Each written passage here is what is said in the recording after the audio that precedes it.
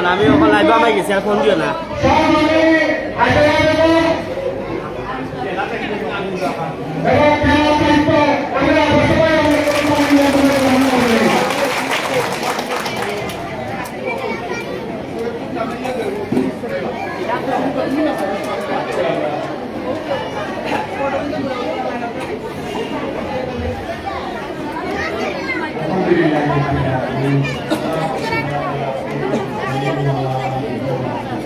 Vai.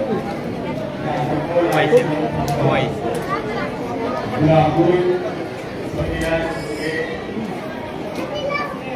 তাই বাংলা সমর্থনে জনাব মুফতি সাহেব সমর্থনে 11 জন সমর্থনে আজকের এই সভা সম্মানিত সভাপতি আমাদের মধ্যে উপস্থিত রয়েছেন আজকের অনুষ্ঠানের সম্মানিত প্রধান অতিথি আজকের এই অনুষ্ঠানের মধ্যমণি সিলেট সদস্য সম্মানিত সংস্থায় বাংলা সদস্য পদপ্রার্থী জনাব মুফতি সাহেব আরো উপস্থিত আছেন বিয়ানীবাজার উপজেলার সম্মানিত আমি আসলে সম্মানিত পরিচালক জনাব মৌলানা ফজলুল সাহেব আরো উপস্থিত আছেন আমাদের মাঝে জেলা সম্মানিত দায়িত্বশীলা জনাব আবুল আলম আরো উপস্থিত আছেন হাজার আলম উপজেলা জামাত সম্মানিত দায়িত্বশীলা জনাব জেনিয়া চৌধুরী সহ সম্মানিত ব্যক্তিবৃন্দ আর মহিলা দায়িত্বশীল নারী তার মাঝে আমরা শান্তভাই আছেন বাইমা আছেন আরো জেলা যারা আমার বিশেষ করে আমি যারা মনোবাই জেলাকে আমার সম্মান করতাম এখানে আমরা হতাম বিয়ানীবাজার বাড়ি ঠিকানাটা আমার মালিক আরো বড় ব্যবসায়ী জনাব আবুল আলম ভাই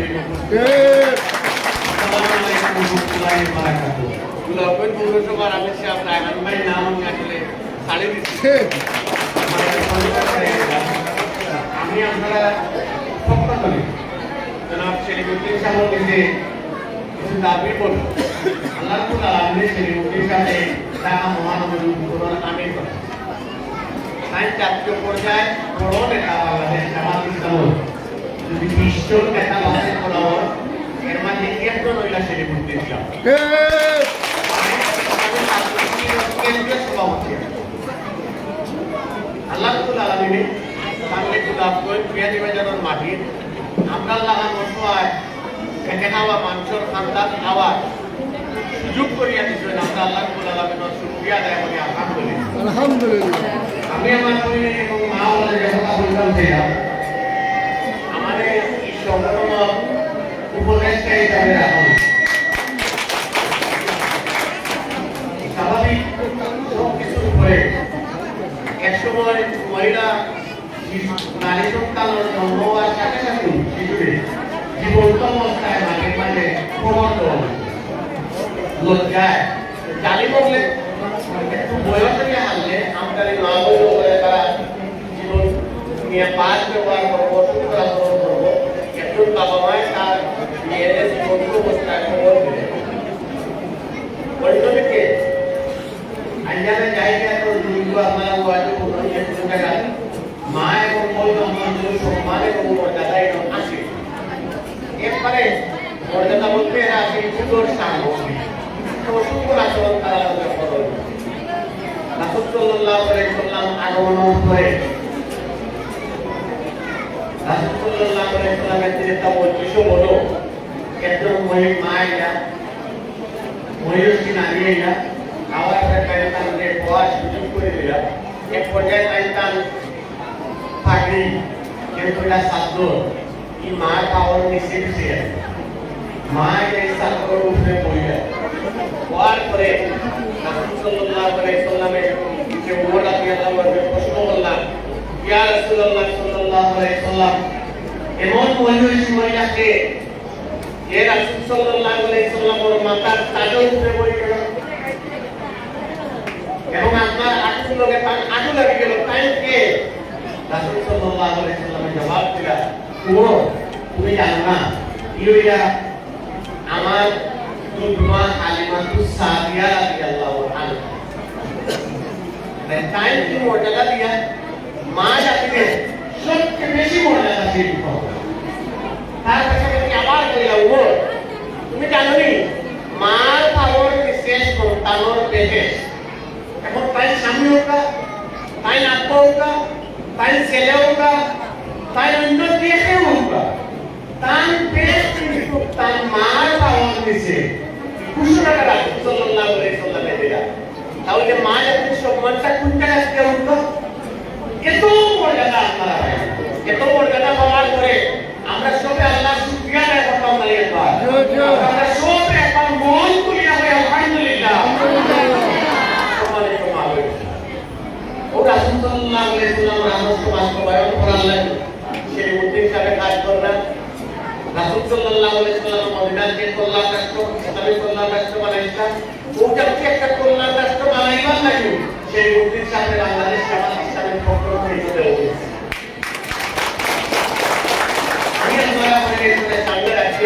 আমি সেই নির্বাচনে দাবি করবো আমি বিশ্বাস করি আগামী 12 ফেব্রুয়ারি জাতীয় সংসদ নির্বাচন গুলাবগঞ্জ বিয়ানীবাজার করে আল্লাহ রাব্বুল আলামিন আপনার দুনিয়ার কোন শক্তি দুনিয়ার কোন ষড়যন্ত্র দুনিয়ার কোন অপপ্রচার আপনার আজকে রাখতে পারত না কিন্তু আমরা এই জায়গায় রয়েছি আমরা খুব বেশি চাওয়া পাওয়া যায় আমরা অনেক দাঁড়িয়ে করে আপনি গেলে দেখবা আমরা খোল এখনো মাটি আমরা মাটির খুলি এখনো লেগে আছে আমরা কোনো বেড়াতে পাচ্ছি দিয়া বাতাস টুকে আমরা রায় কবল দিয়েও ডাকিয়া ঘুমাইতাম পারলাম না আমরা সন্তানগুলা ভাইয়া এবার যে পরিবারের মানুষগুলো আইছে আমরা ও পরিবারও আমরা বেশি আমি কি খুব বেশি যাওয়ার চেষ্টা করছি আমি যে আপনার বই নিতাম মানুষের কষ্ট দেখতে সারাদিন মাছ মারিয়া 200 টাকারও মাছ মারা যায় না সারাদিন কাজ করিয়া 700 টাকা বিক্রি করা যায় না সারাদিন গাড়ি চালাইয়া 500 টাকা করিয়া বাড়ি যাইতে পারে না আমার ভাই তার অবস্থা উপর যায় ভাই আমরা চাইটা আমরা আপনারা আশা করব আপনারা আপনার কর্মসংস্থানের ব্যবস্থাটা করিয়া প্রত্যেকটা ইউনিয়নও ওয়ার্ডও 2টা সিটাই মেশিন যদি নামতে দেন তাহলে আমার একটা ওয়ার্ডে একটা গার্মেন্টস আপনি যদি আমাদের 2টা সাইডটা করিয়া একটা পরিবার গ্রুপ কিনিয়া দেন আমার একটা পরিবার স্বাবলম্বী আমার একটা পরিবারে যদি 2000 টাকা দিয়ে একটা ছাগলের বাচ্চা কিনিয়া দেন তাহলে আমার এই পরিবারটা স্বাবলম্বী আমার এই বিশাল জনগোষ্ঠী যে আমার শ্বাসপালা বিক্রি করব আর আমার ছেলে মাস্টার পাস কোটি টাকা বিশ্ববিদ্যালয় করে বিসিএস অফিসার হয়ে দিব আমরা কল্পনার স্বপ্নই কাম দেখি না সেলিম ভাই কারণ আমরা জমা করি আমরা সন্তান দিলে ওই তো বাসনা নেব ওই আমরা করুন আসনা এই জাতির কাছে আজ 54 বছর হয়েছে দেশ স্বাধীন কিন্তু আমরা একটু ব্যবহার করা হয়েছে আমরা মিটিং মিশন হয়েছে আমরা দিয়া গোল্লা বাহিনী বানানো হয়েছে আমরা রাষ্ট্র হিসাবে ব্যবহার করা হয়েছে 5 আগস্টের পরে আমরা সিদ্ধান্ত নিয়েছি কোন শক্তির রাষ্ট্র বাহিনী হিসেবে আর আমরা ব্যবহার করতাম না ইনশাআল্লাহ আপনারা কি তার লোকে একমতি আমরা রাষ্ট্র বাহিনীর ব্যবস্থা ওইটা ব্যবহার হইতাম না কারা আমরা লোকে একমতি করার করিয়া দেখাও আল্লাহর কথা বলি আলহামদুলিল্লাহ তোমার আলহামদুলিল্লাহ মামুন আগামী 12 ফেব্রুয়ারি নির্বাচন আমি আপনারা অনুরোধ করব অনেক কিছু আপনারা সামনে আনা হইব অনেক কিছু আপনারা খোয়া হইব কথা দিলে আমি উৎপাদন করি আমি সংগঠন উপদেষ্টা আমি যা মাতলাম আমি শরীফউদ্দিন ভাই কথা মাতলাম আমি আপনার কাছে আল্লাহর ওয়াস্তে চাইলাম 12 ফেব্রুয়ারি নির্বাচন শরীফউদ্দিন ভাইকে 4 লাখ ভোট দিয়া আমরা প্রত্যেকে বাংলাকে কাম করিয়া আমরা নিজের সেন্টারও আমরা তাকে আল্লাহর ওয়াস্তে পাঁচটা করাইতাম ইয়াসা ওটা করতাম যদি কারা আমরা লাগে কাম করতে আল্লাহর দিনের লাগে করবাই একবার তার ভিডিওটা তুলে দেবো বলে তুলে দেবো না ওরা কথা তুলে দেবো না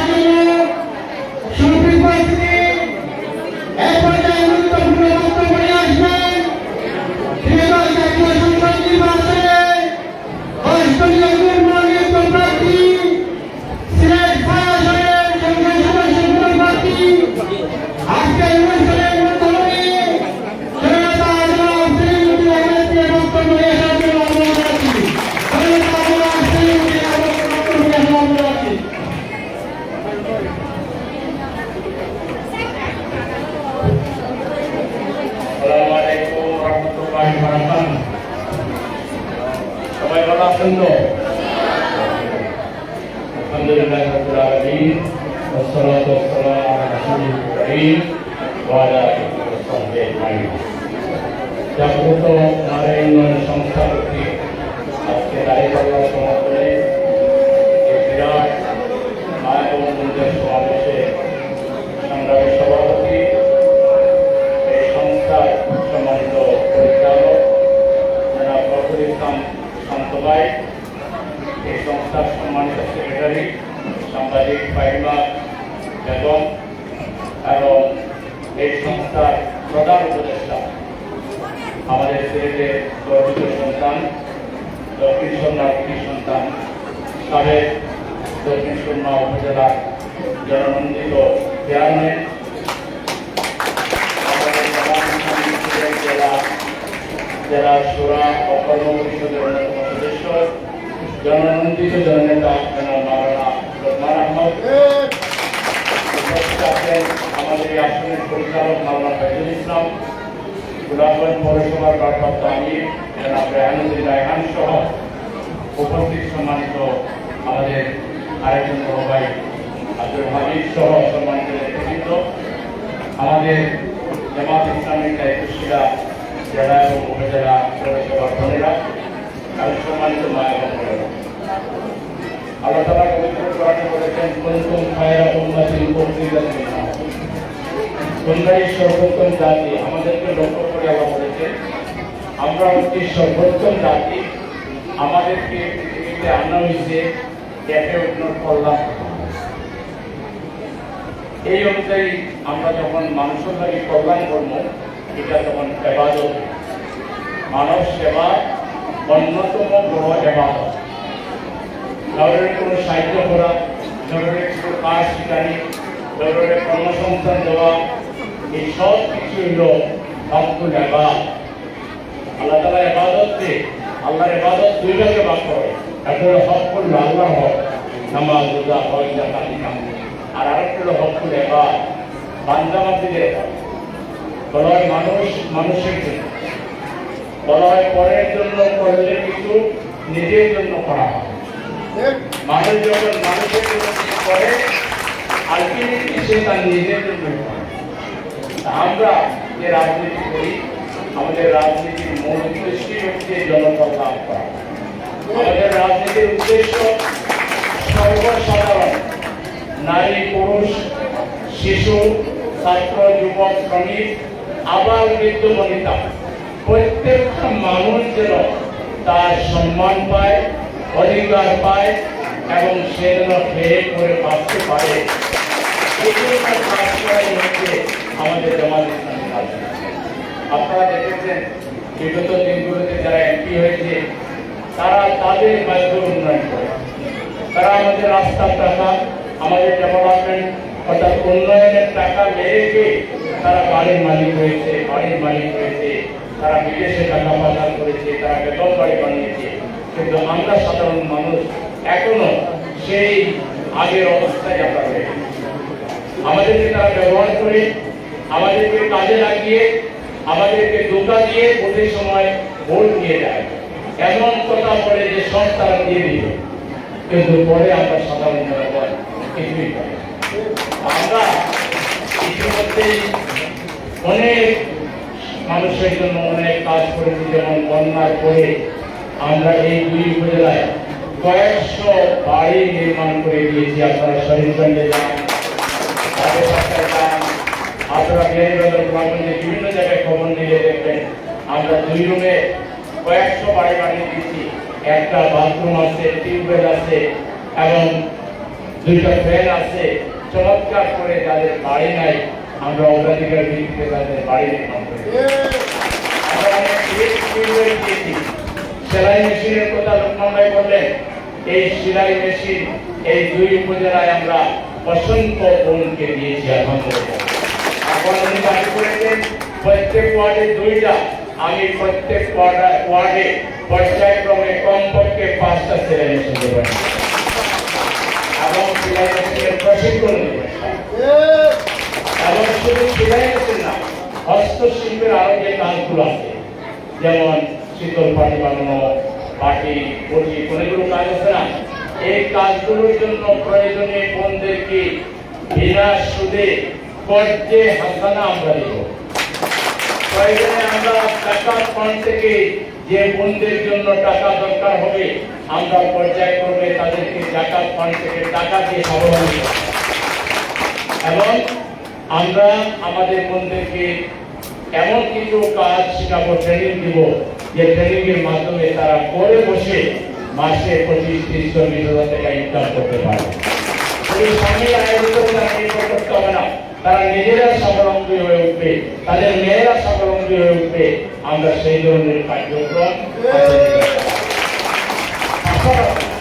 আপনাদের ছেলে মেয়ে যারা পড়ালেখা করে নাই বা পড়ালেখা করার সামর্থ্য নাই, পড়ালেখা করতে চাইলে আপনাদের ছেলে মেয়েদের পড়ালেখার জন্য খরচ, তাদেরকে বৃত্তি দেওয়া, তাদেরকে সহযোগিতা করার দায়িত্ব আমি পালন করব।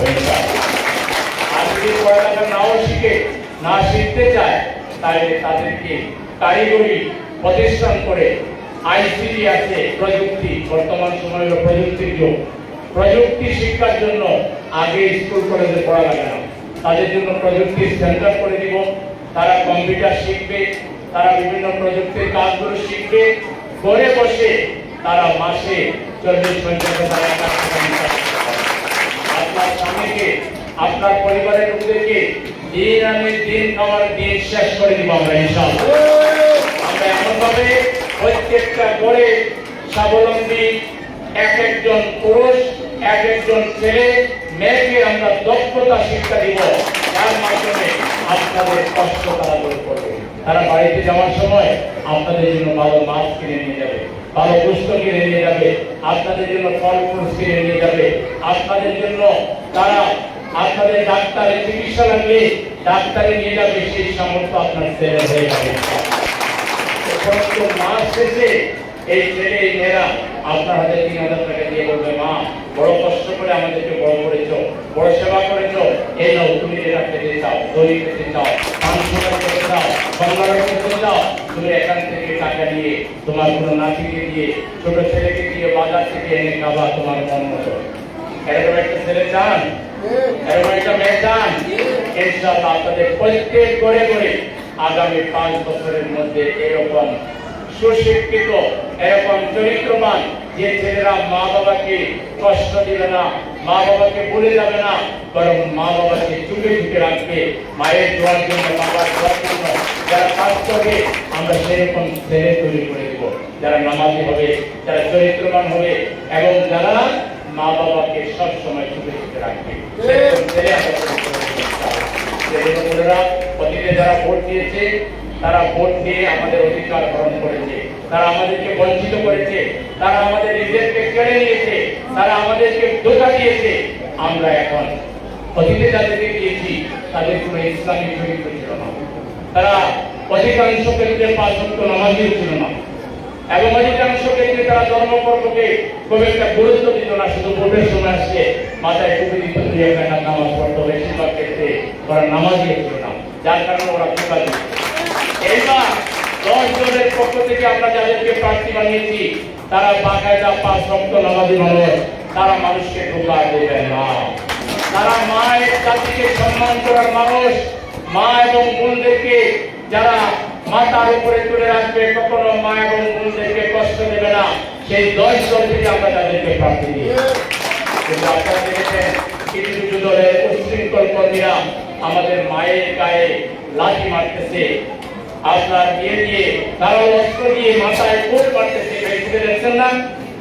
যারা আমাদের মায়েদের উপরে নির্যাতন করে, মাদেরকে কষ্ট দেয়, নারী জাতির উপরে যারা আঘাত করে, তারা কি আমাদের জীবনের নিরাপত্তা দিতে পারবে?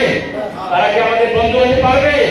সুতরাং আমাদেরকে বুঝতে হবে আগামী দিনে ডাক্তার শফিকুর রহমান সাহেব আমাদের সিলেটের মানুষ, সিলেটের কৃতি সন্তান, তিনি অনেক বড় মানবিক মানুষ, তিনি অনেক বড় জ্ঞানী মানুষ, তিনি অনেক বড় মানবিক মানুষ। তাকে আগামী দিনে আমরা সিলেট থেকে ব্রিটিশ আমলে, পাকিস্তান আমলে, বাংলাদেশ আমলে সিলেট থেকে কেউ প্রধানমন্ত্রী হবে এটা কল্পনা করে নাই, আর এবার এটা বাস্তব হতে চলেছে। সিলেট থেকে আমরা একজন প্রধানমন্ত্রী পাবো ইনশাআল্লাহ। যদি আপনারা যদি দূর থেকে এমপি বানান, দাঁড়িপাল্লাকে যদি এমপি বানান, তাহলে আপনারা সিলেট থেকে প্রধানমন্ত্রী পাবেন। আর একই সাথে সিলেট থেকে যদি প্রধানমন্ত্রী হয় আর এই আসন থেকে যদি দাঁড়িপাল্লা নির্বাচিত হয়, তাহলে এই আসনের উন্নয়ন আমরা এমন ভাবে করব যা এর আগে কখনো করা যাবে না। আমাদের যে নদী ভাঙনের সমস্যা, আমাদের যে বর্ষায় পানি জমে যায়, বাড়িঘর ডুবাই নেয়, ফসল নষ্ট হয়ে যায়, আমাদের যে ব্রিজ নাই, কালভার্ট নাই, আমাদের যে রাস্তা নাই, এই সমস্যাগুলো খুব দ্রুতই আমরা সমাধান করবো ইনশাআল্লাহ। আপনারা দেখেছেন ঢাকা বিশ্ববিদ্যালয়ের শিবিরের ছাত্ররা মাত্র 3 মাসে এমন উন্নয়ন ঢাকা বিশ্ববিদ্যালয় করেছে যা অতীতের 100 বছরেও হয়নি। 100 বছরের কাজ তারা 3 মাসে বাস্তবায়ন করেছে। ঠিক এইভাবে এই আসনে যদি দাঁড়িপাল্লা থেকে আমি নির্বাচিত হই, তাহলে মাত্র 3 বছরে আমরা 54 বছরের কাজ করবো ইনশাআল্লাহ।